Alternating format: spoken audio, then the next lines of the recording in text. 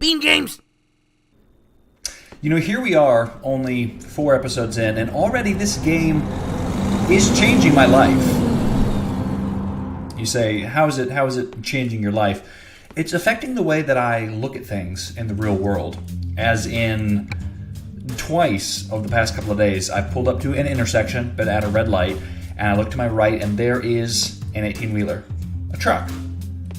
And I just stop and I just look at it. I wonder about their truck and the life of that truck driver. Does he own his truck? Is he his own trucking company? Is he just a driver? Does he have a snack box? These are important questions, and they're questions that this game is helping me think differently about the world. And you know, I don't think that's a bad thing. I think that's a good thing for us to look at the world a little differently, a little more curiously because of the games we play. We'll talk more about how the world's looking, but right now let's jump in and find us a job. There's always more trucking to do, and we are in, if we go by the map, yeah, looks like we left off in Stuttgart. So let's just start from Stuttgart and see what we have got here. Ooh, a couple of long routes. We could take 17 tons of almonds. 17 tons of almonds. Yeah, why not? Let's take 17 tons of almonds to Dusseldorf. Oh, I'm getting tired. Do I need to rest first before I do that? I might need to do that. Now can I zoom into Stuttgart? Nope, I don't want to draw a route there. I just want to see if there's a place where I can take a nap. Yeah, right across the street. Okay. So the timing of things is I need to rest right now. There's something about, well, I haven't even taken the job yet, so let's just start the truck and let's go across the street. I think it's just across the street. Let's take a little nap. Next time might try to do that before we actually start up the game. Oh, are they gonna get me on that? I sort of ran that red light. Sort of, kinda. Ah, the Mercedes-Benz truck dealer. Well, I'm not in the market for a new truck. Not yet, anyway. This looks like a parking space right here. Can I pull right in here? Stop my truck. Take a little snooze. All right, look at that. Got a little rest. Just, I wonder if I can buy like a mattress, maybe a blanket. I mean, it seems like rest is just rest in this game. And that's fine, but it's not going to make me worry about the quality of my rest. All sleep is good sleep when you're out on the road. Okay, well, now we are ready to go see if that almond job is still on the market.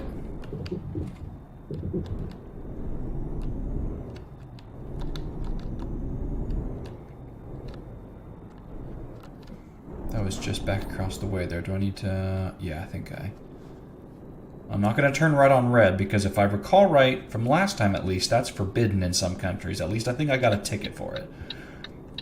I didn't look that up yet. If we can turn right on red sometimes, not all the times, every now and then, better safe than sorry. And if we know one thing about Bean Games trucking is that sometimes we're not safe, but we do feel very sorry about it. All right, what have we got here? We got the floor panels. Okay, now we don't have almonds here, but that's okay. We've got floor panels. We've got truck rims. We've got oil filters, and we've got canned iced coffee.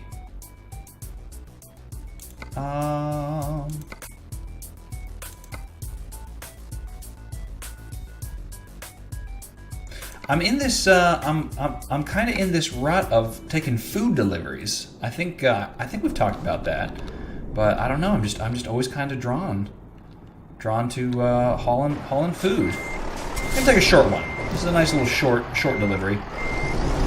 Just to warm up the old trucking muscles.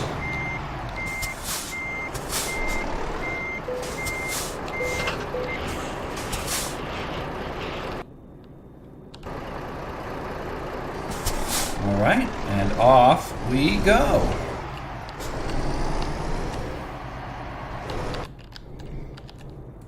Every new trucking day is just a new trucking adventure, and that's one of the things that fills me with joy about this game. You know, I'm not gonna lie. Sometimes gearing up to play Resident Evil for the Monday releases, it gets me a little anxious. It's not that I'm not enjoying the game. I'm certainly enjoying the game. I hope you're enjoying watching it. But there's just a little bit of stress there. There's zombies. They got me for speeding. Here we are, like less than a mile into the journey. Gotta use that cruise control. I don't want to be a speedy driver. I mean, a speedy driver, but not a speeding driver. There is a difference there. Okay. Yeah, so just, you know, zombies and puzzles and demon dogs coming at you. It's a great game. It's great gameplay, no doubt. But it certainly just doesn't leave me feeling as zen as good old trucking does. We live for Fridays. We live for the Friday release of something that just gets us feeling good as we head into the weekend. That's what we're here. We're here to do that for you guys as you watch. Leave you with feeling good about the week, about your lives, about everything. That's all we want. I also want to merge left without hitting this guy. Thank you for letting me in. I wish I could. I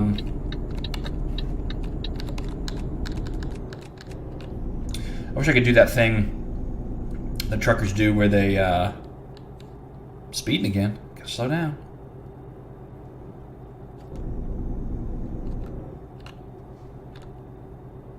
When you let a trucker in front of you merge, and they'll flash lights for you. Love that. A little bit of nice friendly communication out on the road. All I have here is my horn. I think I have an air horn, or maybe I don't have the air horn yet. Maybe I have to upgrade to that. I've got a horn, but I don't want to use the horn. I can flash all my lights, but I guess that's all I can do for right now.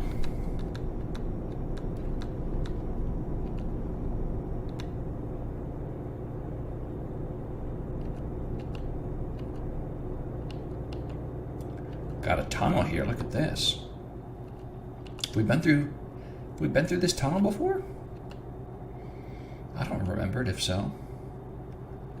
But then again, I usually find it takes me driving somewhere several times for it to kind of lock itself away in my brain as a, oh yeah, I definitely have been here before. The game, I think, shows you what cities you've been to. Well, I think there's a map view that shows you which roads you've been on. And I'm gonna have to make sure I am looking at that as we pick out routes and stuff, because I think we saw last time we've covered about 3% of the roads in the game, and I want to make sure we keep up in that figure slowly over time, seeing just how much of Europe we can traverse.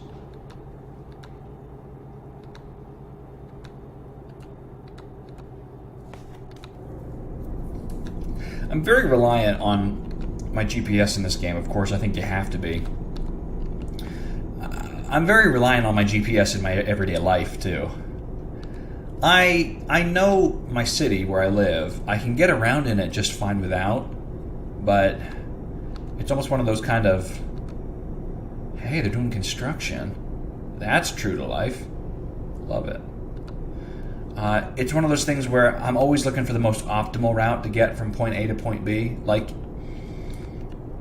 I want to make sure that I'm not, of course, with, if you're using Google Maps, it shows you all sorts of things about current traffic conditions and breakdowns up ahead, And those things are all very helpful. I always want to make sure I'm using the most efficient route from point A to point B.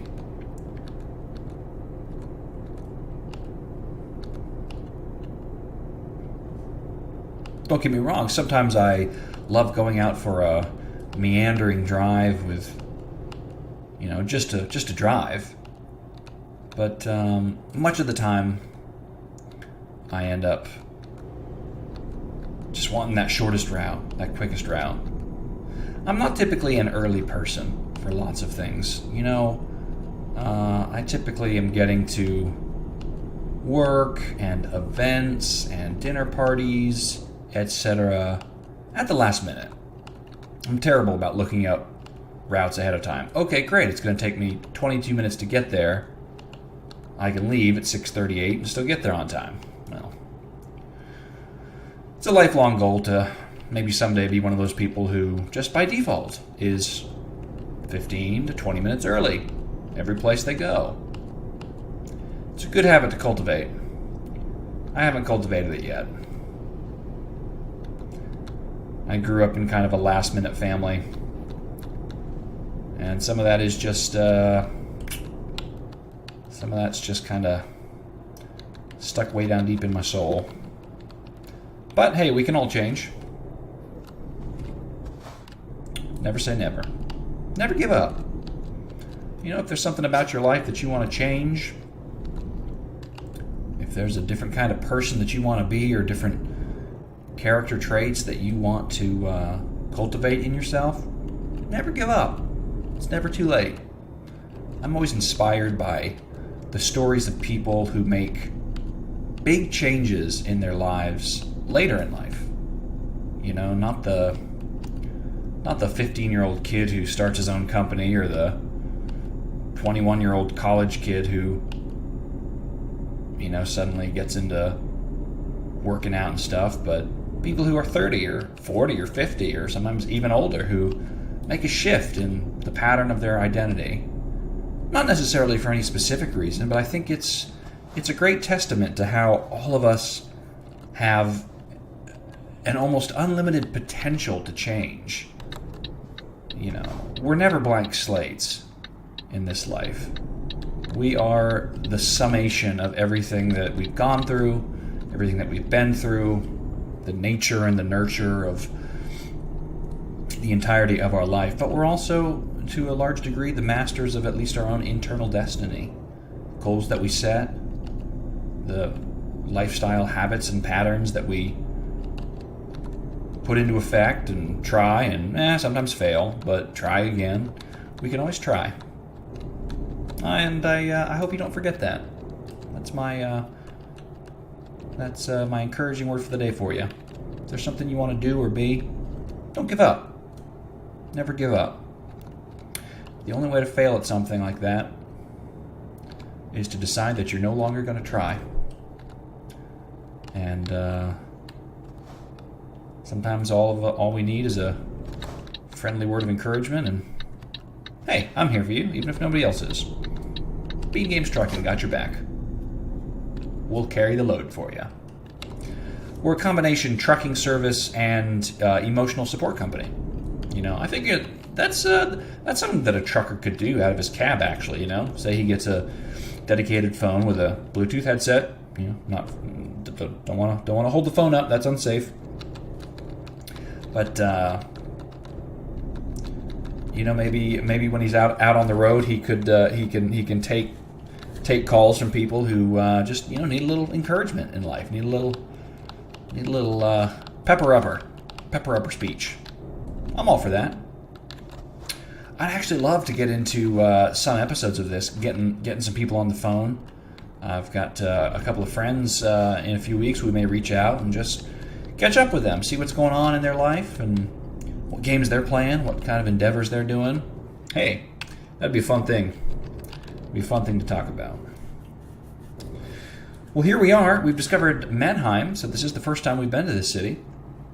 We've got a hotel that looks suspiciously like several other hotels. I'm guessing that's like the Motel 6 of Europe. Is there a Motel 6 in Europe? Well, I figure each country probably has its own its own homegrown hotel chain. Although goodness knows, maybe there are Motel 6s overseas. Maybe is Motel 6 an international brand? No, it could be. It very well could be. It would not surprise me one little bit. Here we go. First delivery done. Let's play it safe. You know, I am more than fine with sometimes doing this let's play it safe. I think maybe per episode we may try a parking job or two. That's the difficult one, but I'm not going to get bogged down in it because sometimes that stresses me out, and that's not what Bean Games Trucking is about. Bean Games Trucking is about not being stressed and enjoying the trucking journey. And goodness knows, sometimes even these drop-offs are hard enough.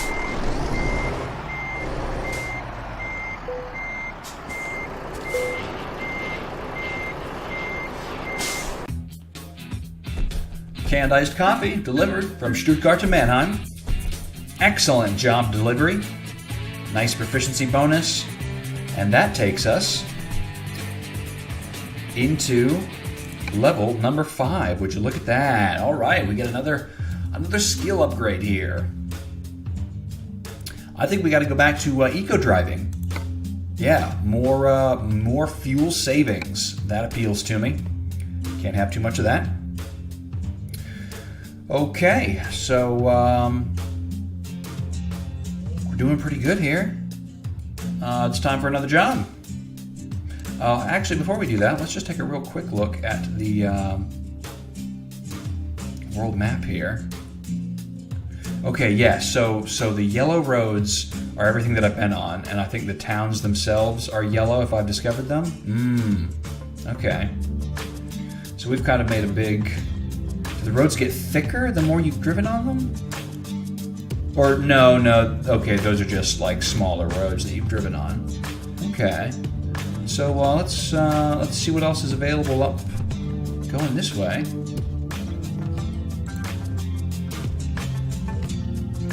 Although let's, we can take one from the job market, or we can just drive. No sense not picking up a job right here.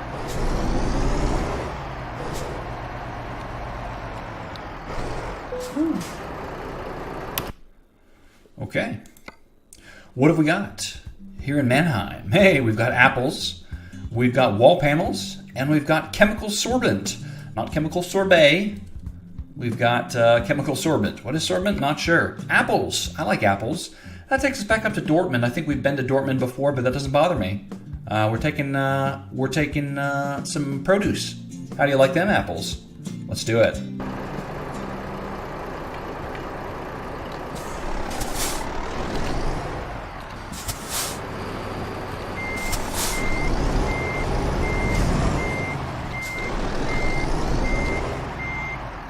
Easy there, bucko.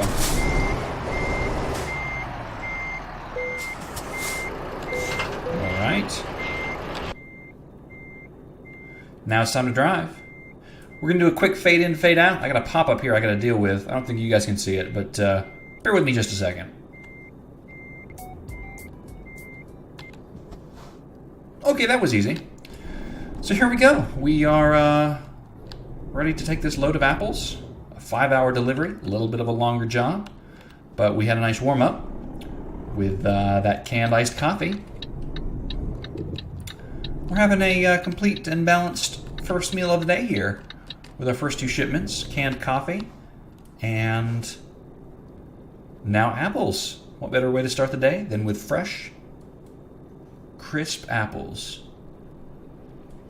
I wonder if they have unique apple I almost said brands, but I don't mean brands, I mean varieties in Europe as opposed to apples here in the US of A. I love apples. I'm a big apple fan. No doubt about that. For the last couple years, I've been on a real Granny Smith kick. Love just that crisp, tart crunch of those beautiful green apples. It's one of my wife's preferred kinds too, so since it's a favorite of both of us, that's often what we get.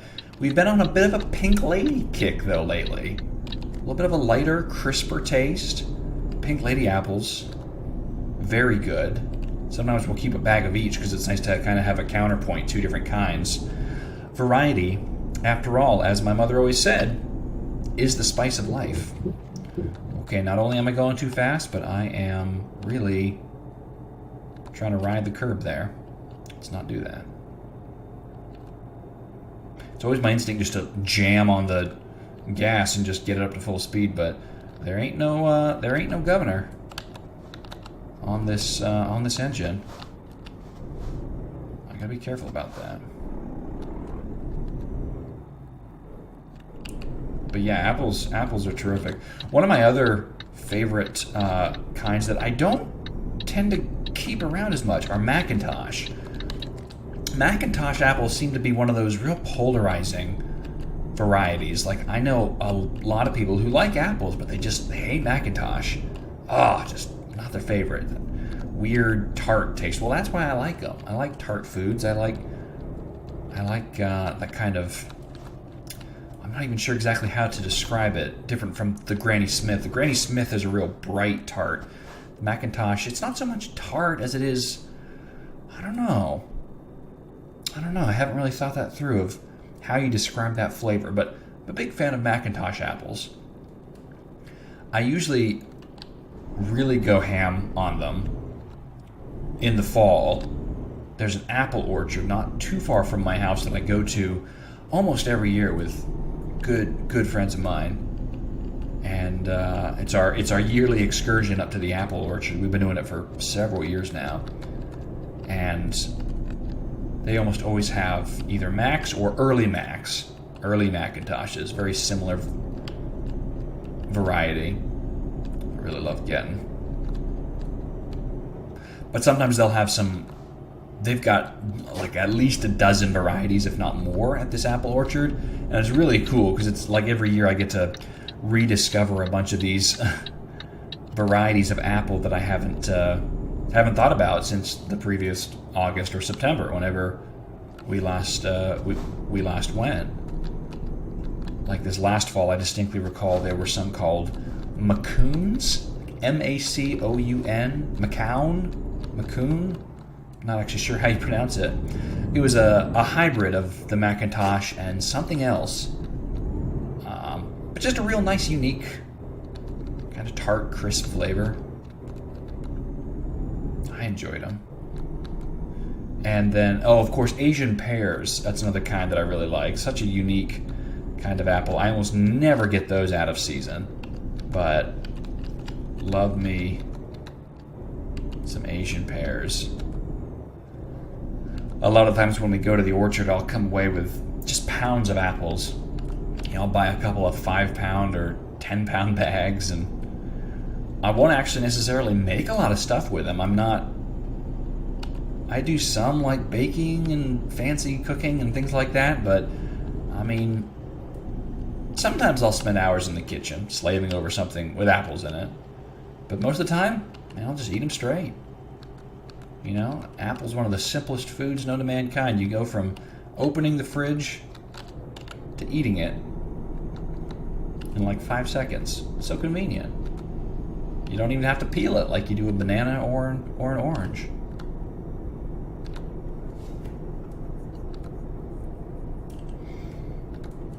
I did last year make some terrific baked apples. That was a recipe I should try again.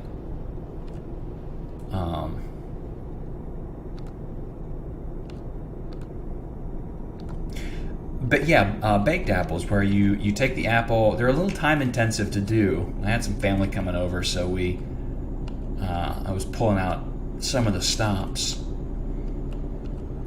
trying to be a good host. But the hardest part is coring the apple. I'm sure there's a better tool for it that I don't have.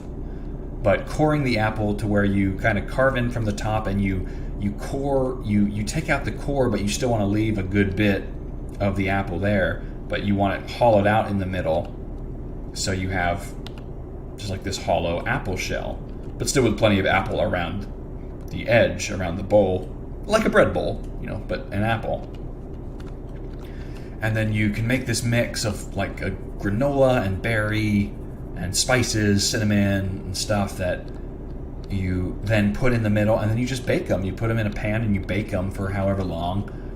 And the apple holds up, but it kind of just caramelizes the inside and melds all the flavors together.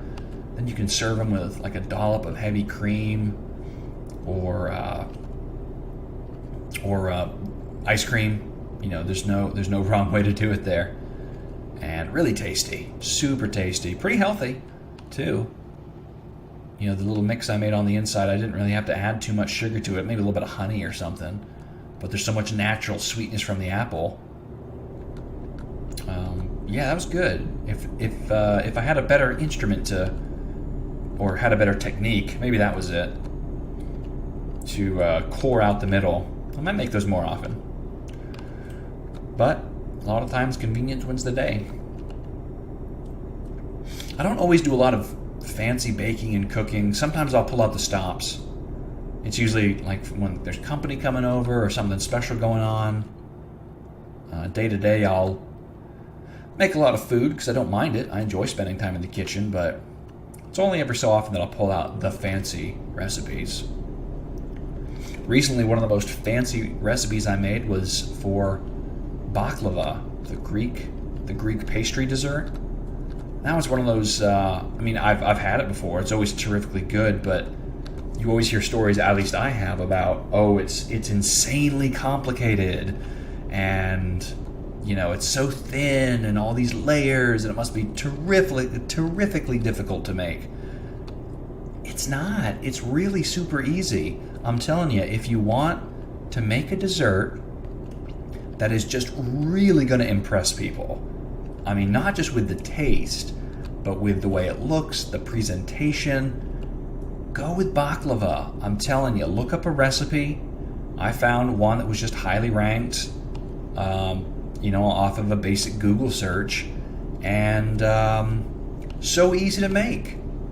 It only takes like 6 or 7 ingredients, maybe. The real key is getting the right kind of dough. It's the phyllo dough. I had to go to like 3 different stores to find it. That was probably the trickiest part. You don't want like puff pastry or any other kind of pastry dough. It's got to be phyllo dough because it's so thin. It's really incredibly thin. You buy a 1 pound package of the dough, and typically, at least the brand that I got, it's pre-cut. All you need is a 9x13 glass pan, which is a pretty standard baking pan. And the dough is already pre-cut, and it comes in these rolls, and you unroll it, and one package of dough has 40 layers of this dough. I'm telling you, it is the same consistency as tissue paper. Like, it's so thin, which means that, yes, it will tear easily if you manhandle it. So you can't manhandle it when you are in the process of putting it together. That's the only tricky part, is you've got to take your time, not rush it, put it together nice and gently. But then you've got phyllo dough, you've got butter, you've got chopped nuts, cinnamon. I want to say there's another ingredient or two, but that's honey, of course.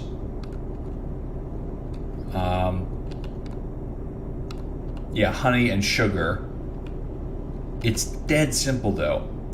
You lay out the dough and you just stack it in layers of you start with 6 of the sheets, which are really thin, and then you're just constantly brushing with butter. You gotta melt the butter and use like a literal brush. Like if you've got like a meat brush or something, that's fine.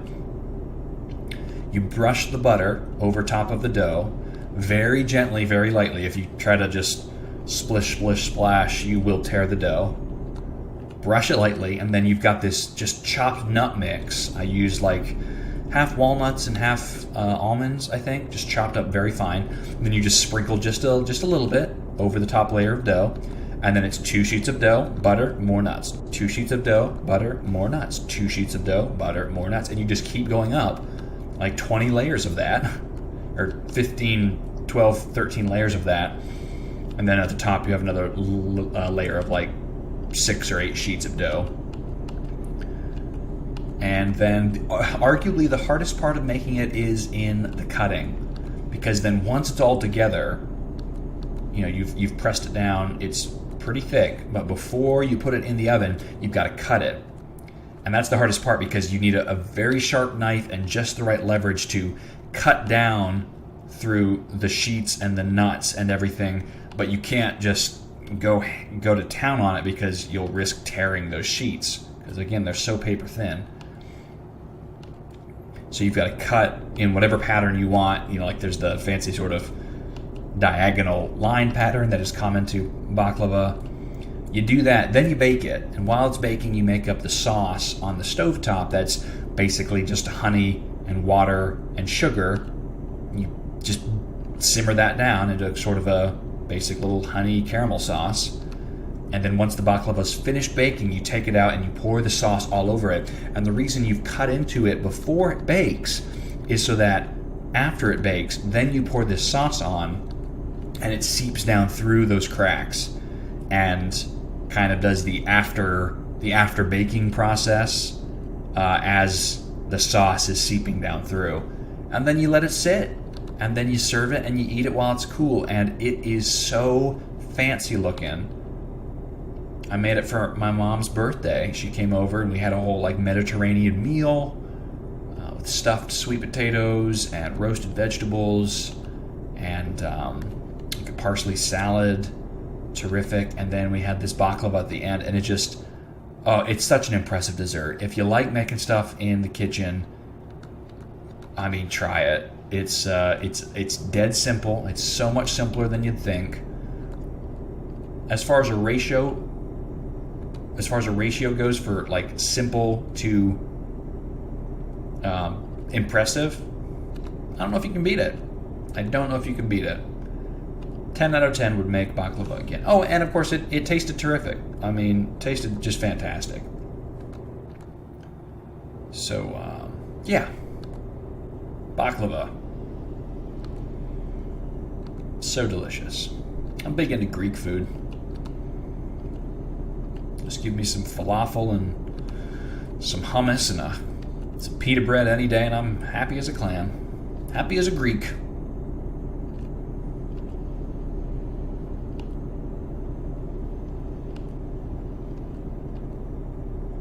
The other thing that I was thinking about earlier as we were carrying the cans of iced coffee, I don't drink a lot of cans of iced coffee. I drink a lot of coffee that I just brew in the Keurig at work because it's simple and it's right there. It's not that I don't like iced coffee, I just don't go out of my way to get it. But plus, we were talking last week about Japanese food, and I'd be remiss if I didn't mention one of the best things about Japan, to revisit that conversation from last week that we had. One of the best things about Japan is that there are vending machines on literally every corner. I mean, just hundreds of them everywhere. Where I was staying was in this little neighborhood. You had to walk like half a mile or quarter mile to the... Oh, they just took my truck payment out. Fantastic. You had to walk like a quarter mile to get to the train station, and you would pass 8 or 9 vending machines, mostly drinks. Everything from, Japanese Coke to all these weird teas and soft drinks and all sorts of crazy beverages. But there is a brand of canned coffee called Suntory Boss. Suntory being a big brand name in Japan. But several of the vending machines themselves, like there's a whole fleet of them that you see all over the place that are actually Suntory branded. And so on the side of the vending machine, there's the Suntory Boss coffee logo, which is this sort of relief picture of a guy, and it says Suntory Boss of them all since 1992 or whenever it was that they launched that brand. Suntory Boss Coffee, so good. They had several different varieties, and I'd get like this double shot espresso kind with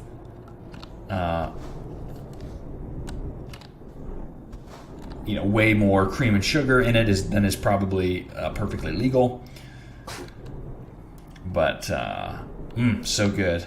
They had these pastries too. Japanese bakeries are fantastic. So many good pastries. But they had this little you could buy them in the stores. These pastries filled with like a coffee cream, and no breakfast in Japan was as good as a sleeve of those coffee cream filled pastries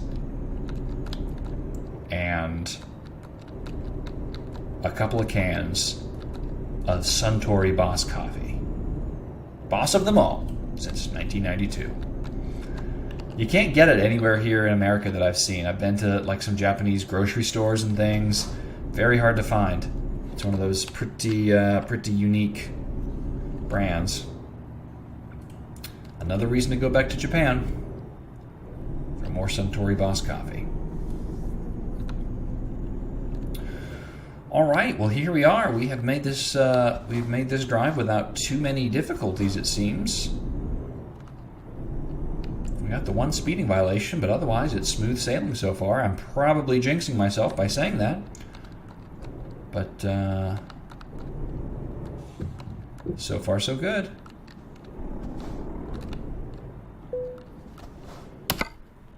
Let's play it safe again. Maybe the next one. I think the next one we will try ourselves a little parking job, but I didn't trust this parking lot. It looks pretty small.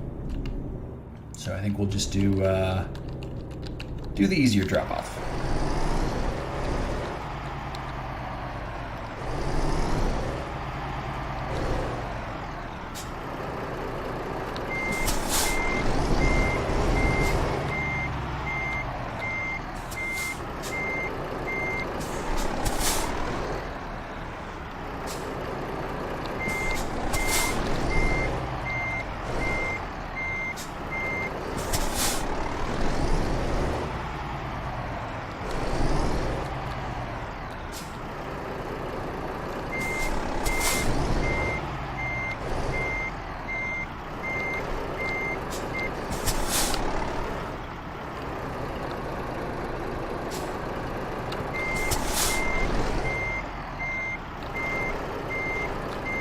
Guys, this one's giving me some trouble here.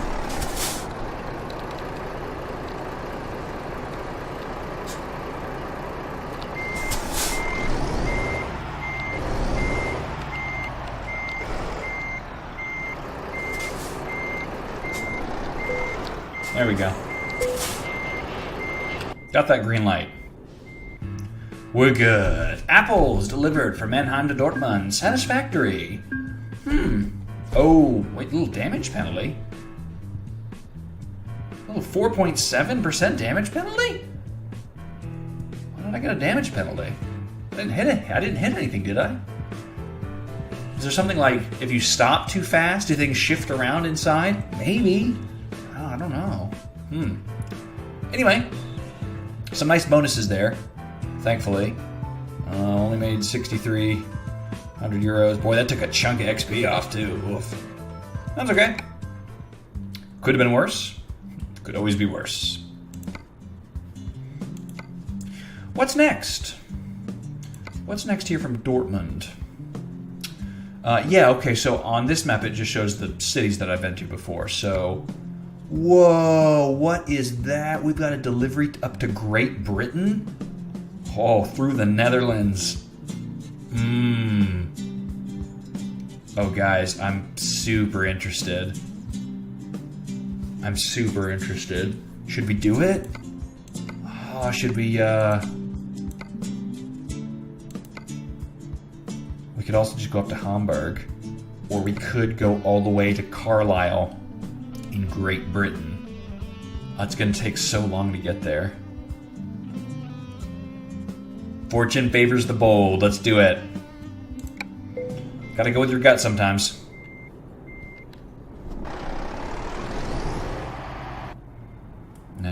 this up right here, or no, I think I have to go to the job place across town.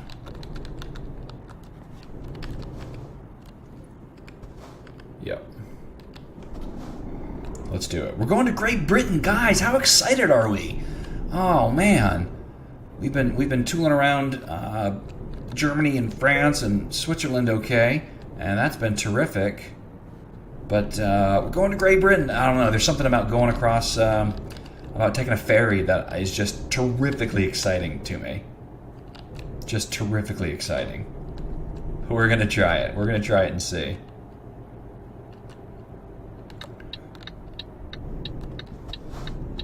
You're at Triet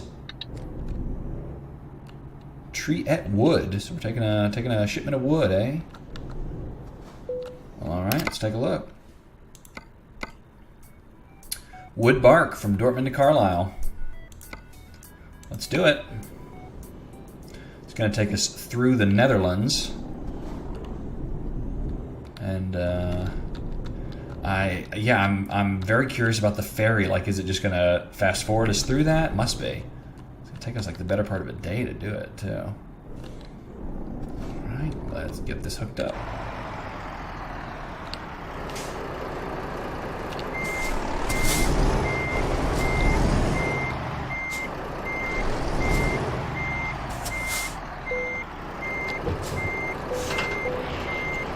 Schmied, big cargo there.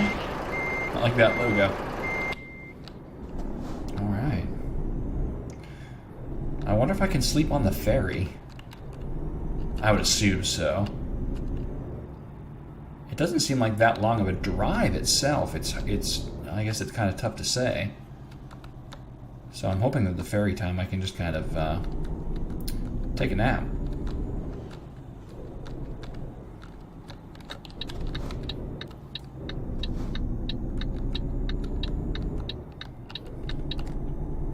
So, boy, here's a thing to think about. I was looking up in the news this week, just because I was curious. I was like, what's going on in the world of trucker news, like in the real world? And there was this substantial article talking about a lot of the difficulties in the trucking industry right now. I guess this time of year, here we are in March of 2019. I guess this time of year, around towards the end of the first quarter of the calendar year, is when big trucking companies that do substantial year-long contract work for companies will re-up their contracts. Now, of course, trucking's a big industry, and there's a lot of competition in that market. But apparently, trucking prices are just going through the roof, for a variety of reasons. One is, just your usual costs of inflation and year over year. But there's a lot of stuff in the trucking industry about they're having to pay more for workers because there is a significant shortage of people who want to drive trucks, of actual workforce.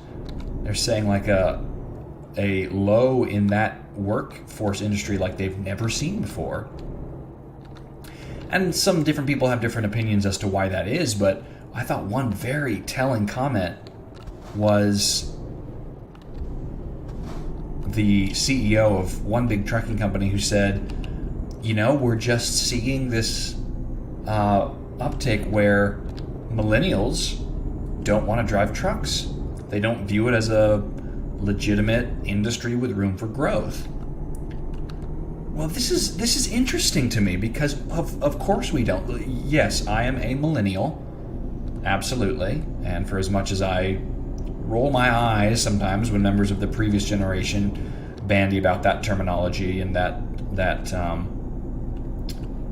generation name with all the baggage that it sometimes come with. Of course millennials don't want to drive trucks. I think mostly because there's a large undercurrent of thought that it's a dying industry. Now, it's certainly not dead, and there are certainly changes on the horizon for it, yes. But, without knowing anything else about the trucking industry, I think general word on the street, even my gut reaction would be, well, that's the first place that self-driving cars, the autonomous transportation industry that is we're hearing so much about these days, that's the first place it's going to take over. I mean, is the self-driving trucks.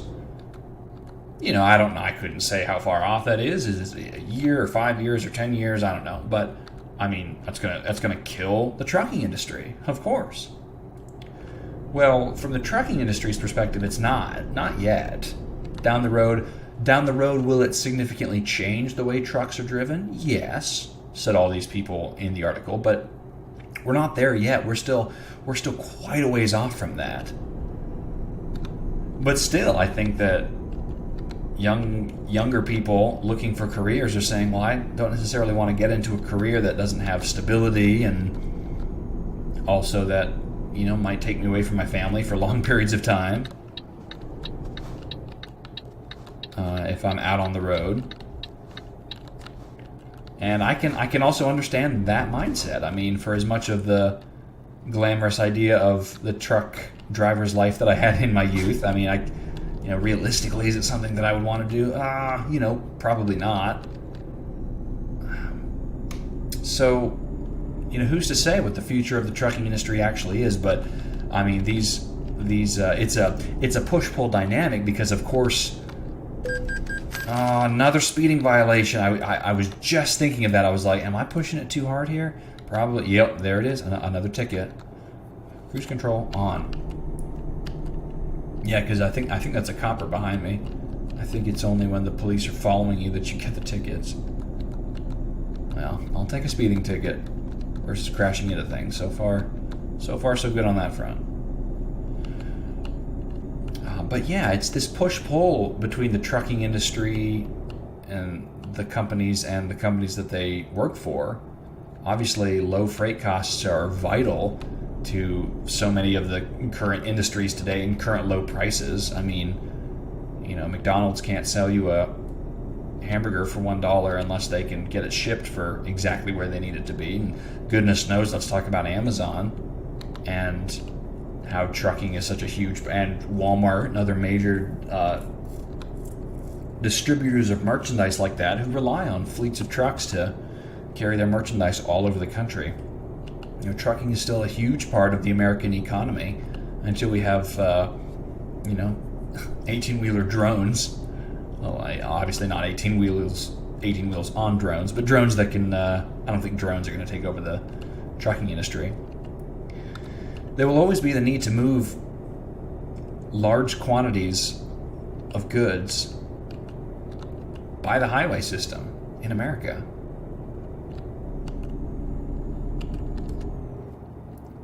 But who's going to drive those trucks? How much innovation is there currently into self-driving trucks? What's that? I mean, the whole field of self-driving cars certainly fascinates me. But there's a lot of work to be done there before we see any sort of mass usage of it. Trucking companies are having to be very, very aggressive with how they hire people and what they offer them for pay and benefits to try to get them into the industry.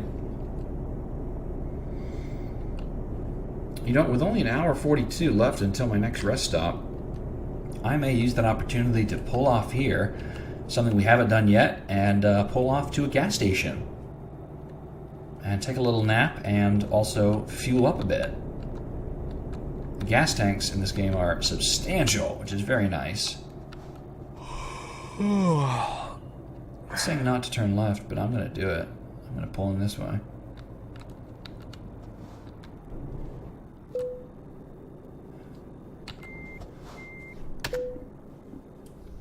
Press and hold the following tank.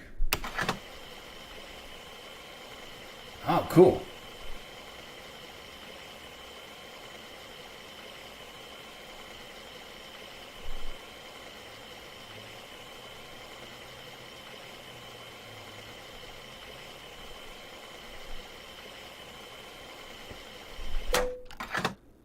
That tank holds a lot of fuel. I'm just saying I spent 1,300 euros, almost 1,400 euros to just fill up the gas tank. And at a diesel price of $1.41, 1.41 euros to, I assume that's per liter. So that's 900, that's almost 1,000 liters. That's like 500 gallons. How big is a fuel tank on an 18-wheeler, your standard truck? Should look that up. Anyway, we have successfully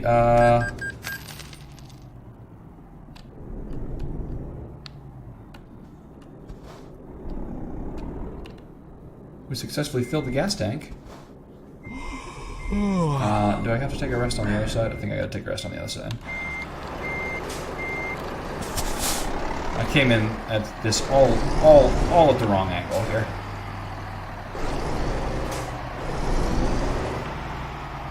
I see what I have to do now.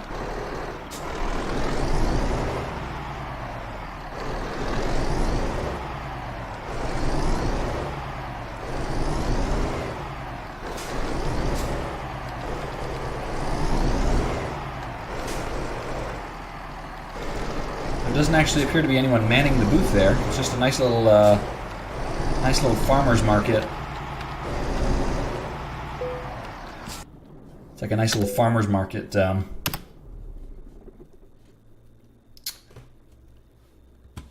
Gas station on the side of the road. Okay, hey, got some rest.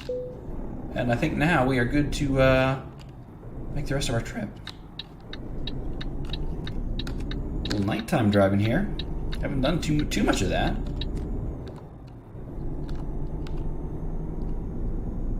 So, yeah, let's see. I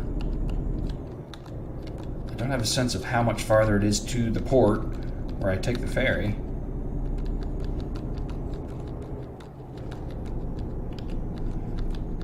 Well, I've still got a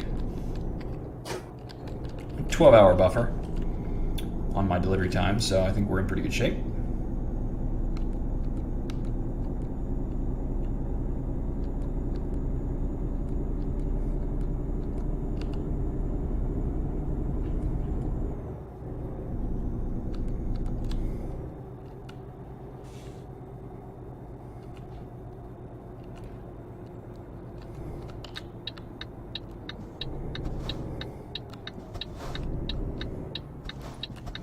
Taking that curve pretty hot. Ooh, I'm getting a little bit better with the with my twitchy driving skills.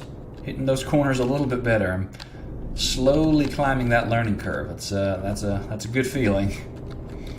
Still a little too hot on the trigger sometimes, but not as bad as some of our early episodes. That's for sure.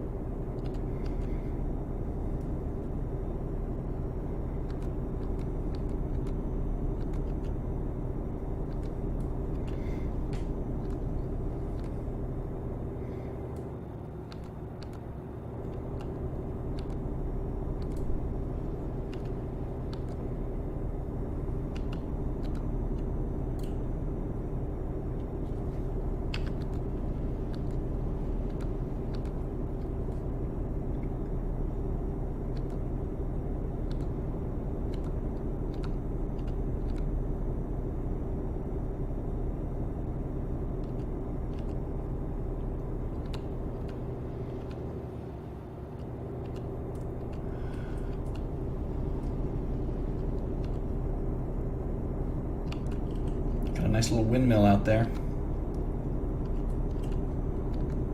If you look real hard, you might be able to see Don Quixote down at the base there. A little Easter egg there for you.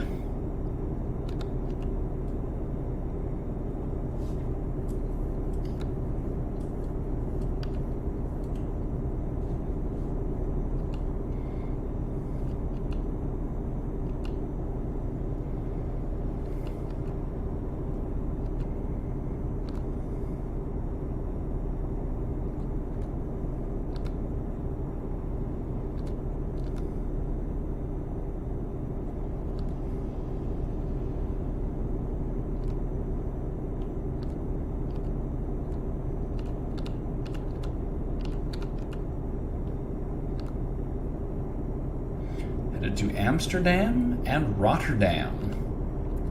Those damn towns.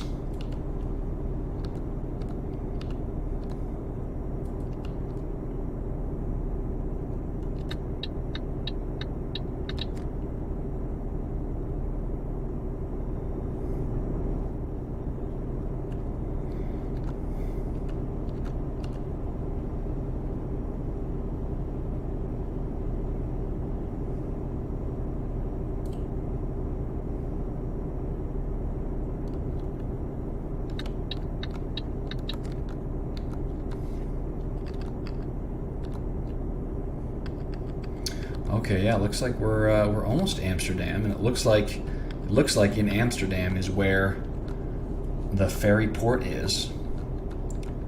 So we're gonna see what that looks like.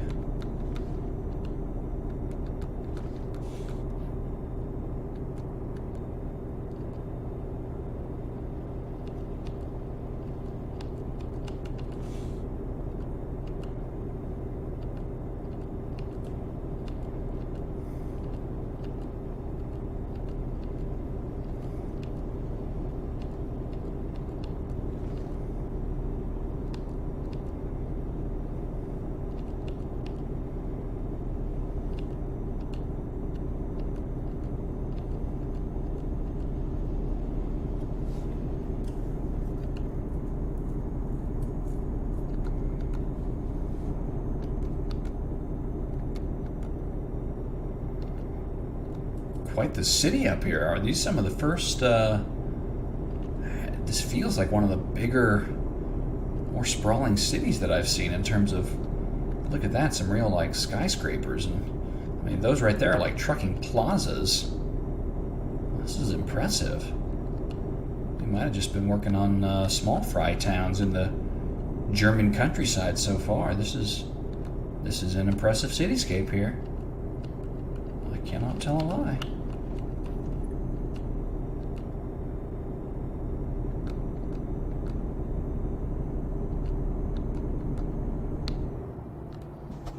Cut our speed down a bit here. Watch the speed limits. Are you gonna give me credit for going to Amsterdam even though I'm... Oh, another speeding violation. Oh, guys, this is quite a number of tickets we've gotten today. I think that's close to what, like 1,500 euros in fines we've seen so far? A couple of 600s and a 300. He's a speed demon. Speedball Tucker, that's what they call me. It's not actually what anybody's ever called me, but Speedball Tucker is the name of a great classic rock song by the one and only Jim Croce. One of my favorite classic rock artists of all time. Known a little bit better for his hits Time in a Bottle and Bad Bad Leroy Brown. I'd love to say that we could play some Jim Croce here on this channel, but given my history so far with having music being removed for copyright strikes, I don't know if it would fly. Maybe I'll record a cover of a song one day.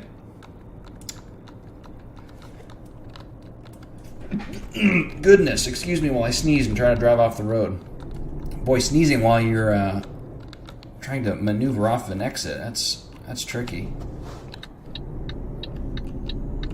I saw flashes of flipping the truck over on its side again in front of my eyes. Thankfully, we did not.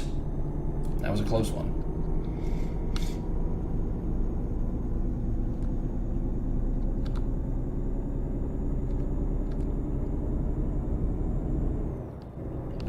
It did not give us credit for driving through Amsterdam, and that is a shame. I should have pulled a quick little detour there to swing through and pick up that city. Hindsight is 20/20. I'll get back there eventually. I don't know if we'll come back on the ferry the same way. It just depends on the job. If we come back on the ferry the same way, or if we easy there. Ooh, gentle.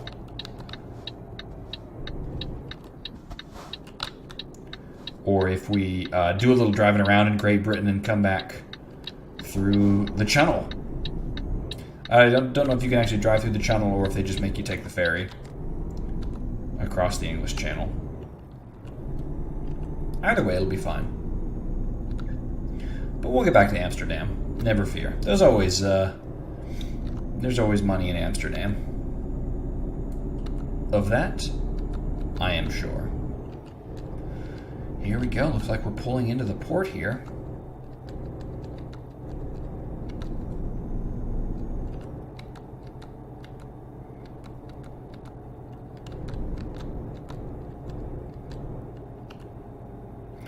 All right, what's our procedure here, Mr. Portman?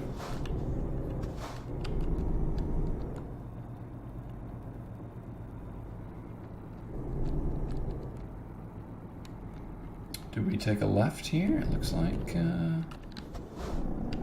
yeah, ferry terminal. Would appear that we do. Aha! I see a green beacon beckoning to me. You can only assume that's where we want to head.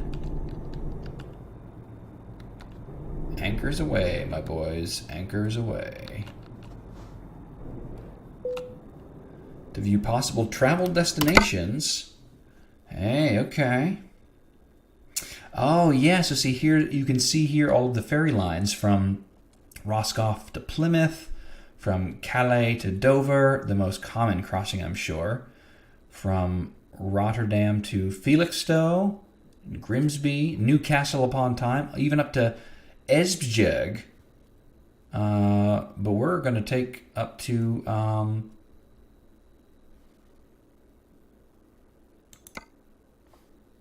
yeah, up to Newcastle upon Tyne. 1,200 euros seems fair. Listen to the sounds of the sea, my lads. Isn't that something? And here we are. Well, that wasn't so bad at all. So here we are in Newcastle upon Tyne. I'm just curious. We got to go look at this world map. Look at that. What a journey we have taken across the ocean. Remarkable. And now we've got to get up to Carlisle. Okay. Let's do it. Let's drive.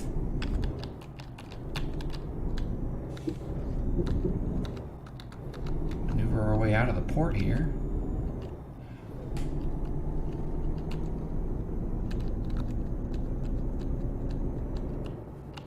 And there we go. 117 kilometers left to go. Not bad at all.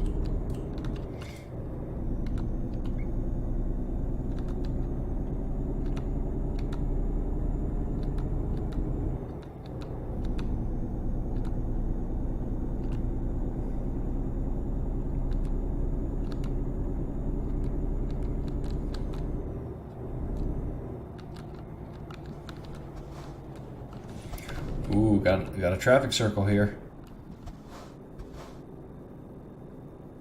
Which way are they driving around the traffic circle? Oh dear, they're driving... Oh, my brain just broke. Guys, they're going from right to left. Are we driving on the opposite side of the road here? Oh, we are. Here we go. Not only do they have speed cameras, but we're driving on the left side of the road. Holy cow, boys. Get ready to reconfigure those brains, because here we are. I'm glad we didn't see any traffic suddenly hopping up when we were first pulling out of the port there. That could have gotten dicey. Boy, yeah, okay. I'll get used to this pretty quick, I hope. But here we are, driving on this side of the road. Might as well use this moment to talk about the viewer question of the day, which was submitted by one of our few, at this point, faithful viewers, my wife, the Bean Wife, as we will perhaps call her, for now anyway. And she asked me what I thought about how many Pokemon there are. there's a lot of Pokemon. Guys, I don't know if you've followed it. I'm sure you have. If you're watching this channel, you've probably played a Pokemon game at some point in your life. Haven't we all? It's touched us all in various ways. Guys, there are so many Pokemon now. I meant to look it up for sure, but I mean, with all of the different iterations, there are well over 800. I don't know if we've crossed the 1,000 mark yet. I feel like we're pretty close if we haven't yet. Of course, we've got the new Pokemon versions that were just announced this past week. The new games coming this year. Pokemon Sword and Shield. I'm sure you're excited for them. I'm excited for them as I ever am. I suppose a bit of backstory. I love Pokemon, but I've never been a die-hard Pokemon fanatic. I played several of the games. Growing up, I went through a phase where they were just, of course, the coolest thing. You know, back in the 90s, as they were. But I was also one of those kids that, growing up, I never had a Game Boy. I didn't have a lot of console systems. I was mostly a PC gamer. And so I never got a chance to really play that much Pokemon, even though I was enthralled with it. You know, for several years there in school, it was all anybody ever talked about. I finally, one year in my teens, got a Game Boy. Gotta make sure I make this turn right here. Sorry. Yeah, got a Game Boy, played through Pokemon Yellow, which was one of the first ones I remember thinking, so cool, Pikachu, he's the man. Played through Pokemon Yellow, of course, loved it. And then I played through a handful of others. Definitely Emerald, and I think Ruby. Both of those I played through, like, from start to finish. There may have been, don't drive on that side of the road, drive on this side of the road. There may have been a few others that I drove from time to, or some, not that I drove, that I played from time to time as well. Bits and pieces here. And so, of course, it's terrific that, you know, they're still releasing them for new generations. And of course, now we've got them coming out on the Switch. I do not have a Switch. A good friend of mine does, and you know, they just keep iterating on the series, and it has stayed just, you know, remarkably consistent. Not every entry's been a winner, but they've just kept a good thing going. And you know, a lot of people would say there's just too many. You know, the original, you know, Red, Blue, Yellow that came out, and there were 150, the core starters, and now here we are with 800. We're closing in on 1,000. Is it too many? You know, there are purists who say they've gotten into just bizarre realms of releasing more and more. I had to think about it a bit. Sure, I'm as much of a purist, and you know, those original Gen 1 Pokemon will always be classic. They'll always, you know, the sight of a Bulbasaur will never not pluck strings of nostalgia upon all of our hearts who were there from the beginning. And that's good. But, you know, I've got to say, I am just as in favor of new content for the new generations. I think that's important too. You know, it's important that kids who played Sun and Moon, or who will play Sword and Shield for the first time, it's important for them to have their own core starters that are fresh and new when they come on board the series. You know, it almost wouldn't be fair to start them out saying you have to enjoy the classics before you can enjoy anything else. A lot of them will enjoy the classics. You know, they may be inspired to go back and, you know, play some of the older remastered games now. And if they do, fantastic. But they don't need to be beholden to that. It's good that every few years there's a new fresh batch. Just because those new faces, those new Pokemon faces, don't necessarily mean as much to us. Those of the older generation, doesn't mean that the youngsters today shouldn't have their own special place in their young hearts. I'm all for it. I don't want to be so much of an old fuddy-duddy as I become an elder gamer.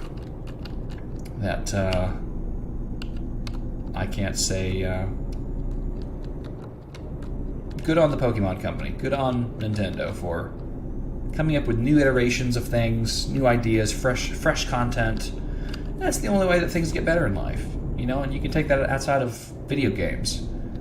We should never be afraid of what's new just because we don't understand it, you know. Nothing wrong with being cautious of new ideas, change, but don't be afraid of it. Don't run from it. I never want to be one of those old people who can't embrace new things, can't embrace new technology because we don't understand it or just because it's foreign to us. Nah. Open heart, open mind. It's good for all of us. I have to ask, is that a hot air balloon that I see up there in the sky? It kind of looks like a hot air balloon. And now I'm intensely curious. I'm pretty sure it is. That is a hot air balloon. I haven't really seen too many other features, like new features here, but that is definitely one that I have not seen before. I love it.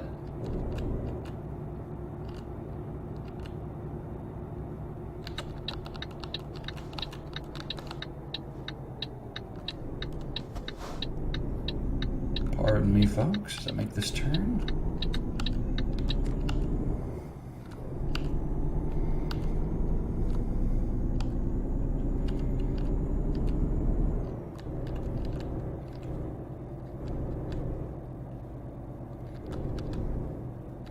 Do seem to have a little bit more farmland up here. I don't feel like I've seen that quite as much. Nice rolling fields.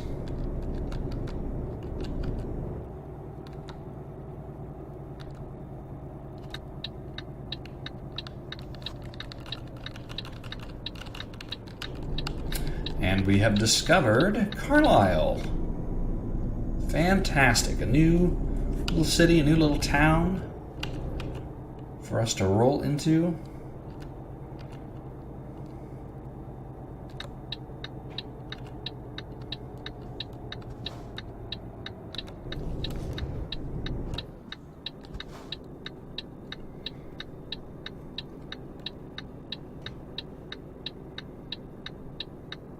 Yeah, making these right-hand turns from the left lane is still kind of messing with my head a little bit. But overall, I've adapted pretty good, I think, so far to driving on the left side of the road. Gives me hope for if I ever make it over to England in real life. Hopefully I won't have too much trouble should that day come, and should I find myself behind the wheel of a car.